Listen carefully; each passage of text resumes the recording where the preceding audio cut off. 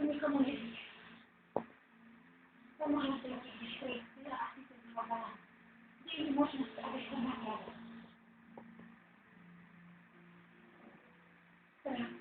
O tom nic neslyšela. Předpokládám, že je, ne? No, o něj si to nebudu.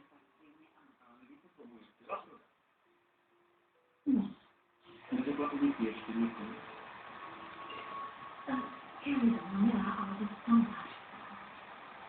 Kromě mě a pár lidí v práci. Nikým moc neměla. Někoho určitě měla.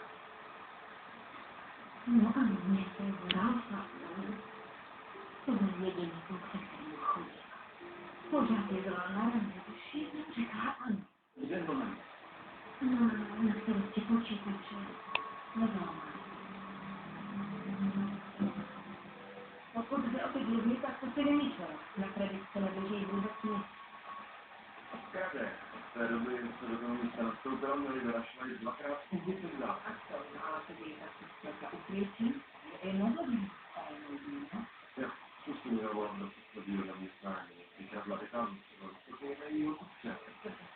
Jde vám?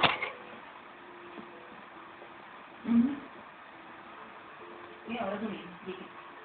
Jedna z těch kradených GPSek před pár hodinami aktivovali se můj Chester Lakeovi.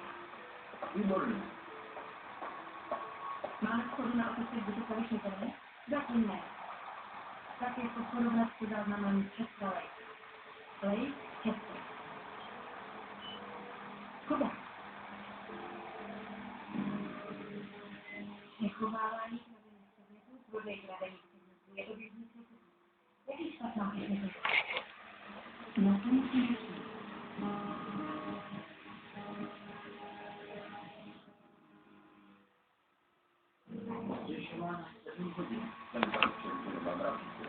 Myslela, prostředí se mi vlastníte kradenou šíří.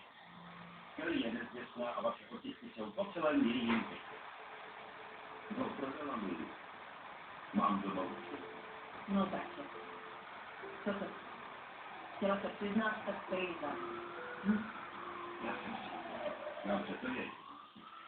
Ahoj, tady. Máme vyřešený případ. Snímky, otisky, všechno počítačí.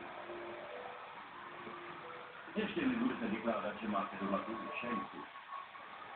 To je celkově, nezapomněte. Řekla, že se k vám mění a že má přijít. Bude ve zprávách a mohli by mě vidět. Aspoň to zaudila. Budu tam zase o tom promluvit. Ahoj. Co se vracám stalo?